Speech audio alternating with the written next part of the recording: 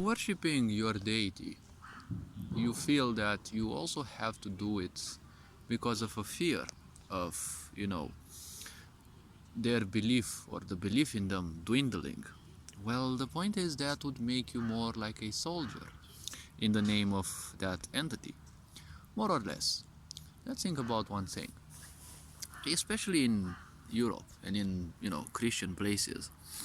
I've seen this aspect that, people don't want new religions in there because, well, they would fear that their religion would be replaced sooner or later if they allow that.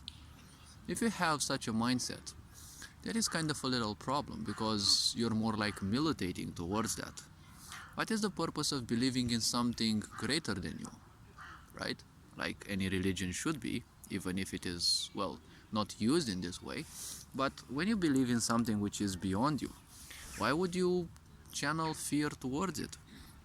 After all, God and the way we see creation is the way we see it, right? It is the way we see it, the way we can perceive it through our physicality, through our mind, through our emotions, and, well, through whatever makes us feel comfortable. Because honestly, let's face it, why would God be necessarily a human? We have the technology nowadays, right, to show us that we are nothing else than grains of sand on a bigger grain of sand, in a bigger grain, well, in a bigger, ocean of grains of sand. This shouldn't be taken as, something to make us feel unworthy, right, or too small to ever be important. We can always be important for the ones around and, make something that the others will thank us for. But the point about this is don't call yourself more important than life because, well, when it comes to creation, creation doesn't need soldiers, right? If you believe in a creation, why would you believe it in a creation that has a shape? If everything came from nothingness into form, from nothingness into physicality, most likely creation doesn't have a form. So why would they give one? Right? The second commandment of the Bible actually says, don't make yourself false gods, right? But we're believing in something that we have given a shape. We know, but, well, no one has seen them. We know that God is a man and he sits on a throne and he has a long white beard. Who the fuck invented these things? Like, honestly, why would I ever believe in nonsense? Why wouldn't that be something different? I don't know, sphere of light maybe or whatever. Because if they came from beyond physicality, it means they most likely don't have a physical shape. So the point about this is, when fear is that which guides you, even when it comes to your own religion, then your religion is only a tool for distraction. You need that because you don't have anything else to believe in. When you believe in an external source, whatever that is, you will feel disempowered. So that is why religion always works. Because religion is also coupled with the fact that sooner or later, well, you will need someone to connect you to divinity, right? What it is saying is that you are simply unworthy, right? And only a select few can actually connect you to this aspect and illusion of, divinity. If all of us are part of this creation, then it means all of us share a same or a sense of divinity as well. We are all divine beings, more or less. Obviously, we shouldn't match ourselves with the creation, but the whole existence is nothing else than a communion in between the creation and the creators, or creator, or creatrix, whatever you want to call it. But I would simply call it creation because there are people nowadays who claim that God may be a woman. This is the problem with monotheist religions. Because in polytheist religions, there was always a pantheon, which include a plethora of deities. Some of them humanoid, some of them humans, and representing either of the genders, right? Each represented a specific gender, or they weren't necessarily bearing a gender. So when it comes to supporting your ideas, right? But the problem is the fear of those ideas no longer being important in the world. Well, that means that you're more like militating for them. You're more interested in that idea being preserved. But why would you care for something if they are to be preserved or not? our life is not necessarily the longest span possible on this planet, right? A crow can live 300-400 years. We only live at most a quarter of that, or with sufficient spiritual training, well, almost that much, or probably even more. There have been numerous cases of people who reached even 500 years of age. But it still, in a way, cannot be compared to the length of, let's say the lifespan of the planet or the universe at large. So the point is, you may believe in God today, but tomorrow it may no longer be relevant. It doesn't matter. Why would it? Because what you believe in is only your business, or it is only your problem. This is your choice. How you view something is your choice. You view it as a problem, or you view it as a business, because happiness is an inside job. And religion isn't necessarily meant to bring you happiness. It just promises something like redemption, but redemption from what? From being born a sinner. Well, I don't know how much of a sinner I've been born. Like, if I were a sinner, the ones who rule the world, what would they be? And they're still somewhat accepted by most because, well, people simply cede their power. And religion is one of the tools that, allows the wiser, well, to simply make use of other people's trust so that they can obtain what they want, right? So when it comes to using fear, right, or being controlled by fear, when it comes to your belief no longer being relevant in the future, why would you care about the future, right? You don't ever know what the future holds. All of these beliefs that we have, they exist because we simply do not understand one principle. We simply do not know when we will perish, because this is the only certain thing that will happen in your life. You never know whether you will get married. You never know if you'll die a happy death, right? But, death will certainly come. You don't know when, you don't know how, most likely. Astrology may predict, but it's just prediction, it's not 100% real. So the point is, you don't know, you don't have any certainty about anything in your life. And in most people's cases, there is also no such thing as full total control. Even if you have full control over your energies in life, life will still throw at you lemons, right? So you still have to be wise enough to make lemonades. Now the point is, not realizing that sooner or later people will die. They believe automatically that they have time. So they will distract their minds with whatever, in a constant pursuit of running away from their pains.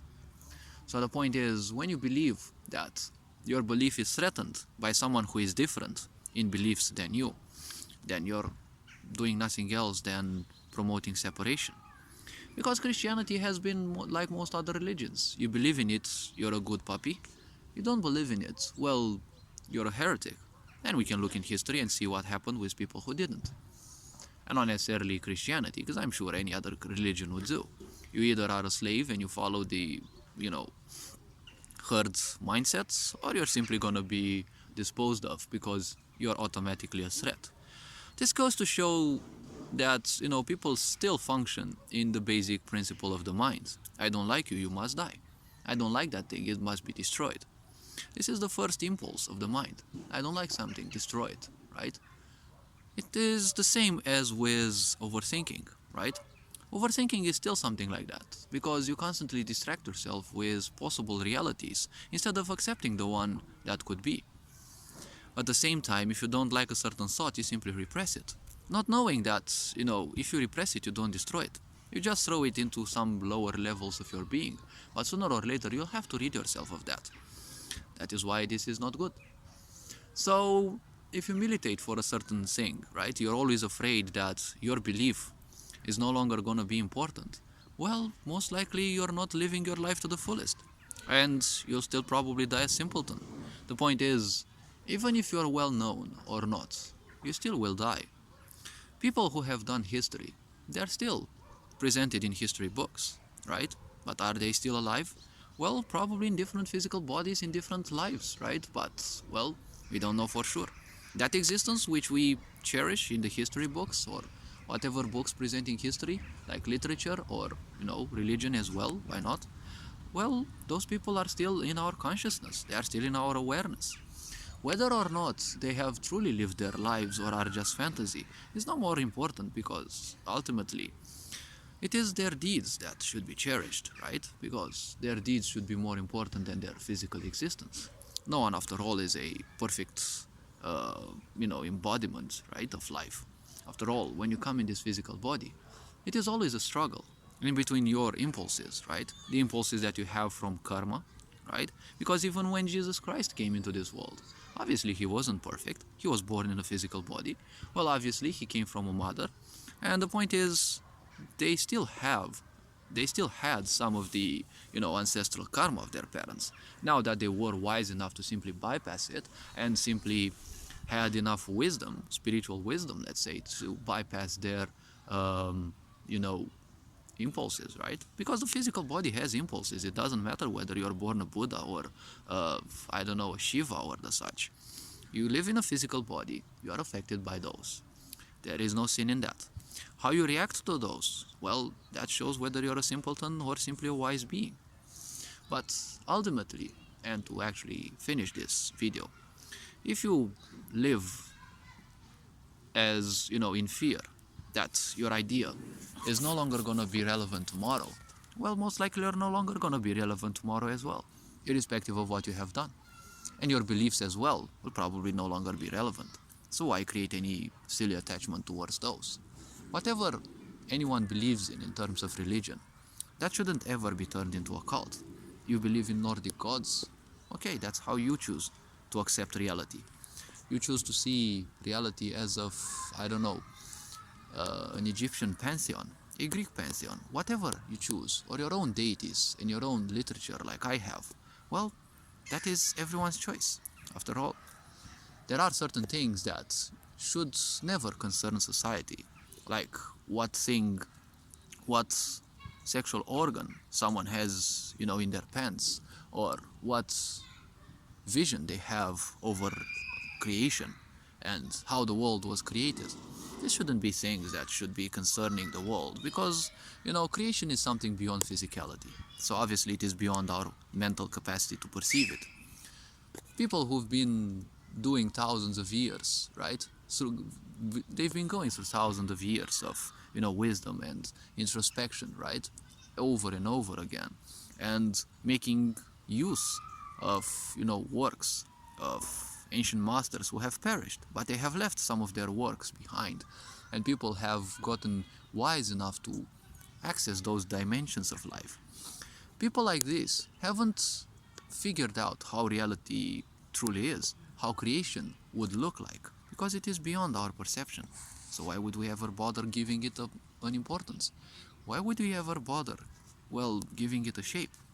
Only the mind needs a shape, because the mind is based on shapes.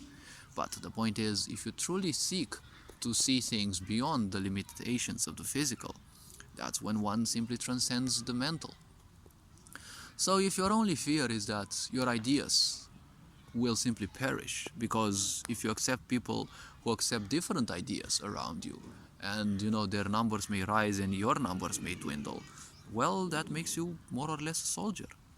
If the creation, through its powers, made all of this exist, made all of this, simply be, and at the same time they are powerful enough to hold this creation in place, do you think they would need you as a soldier?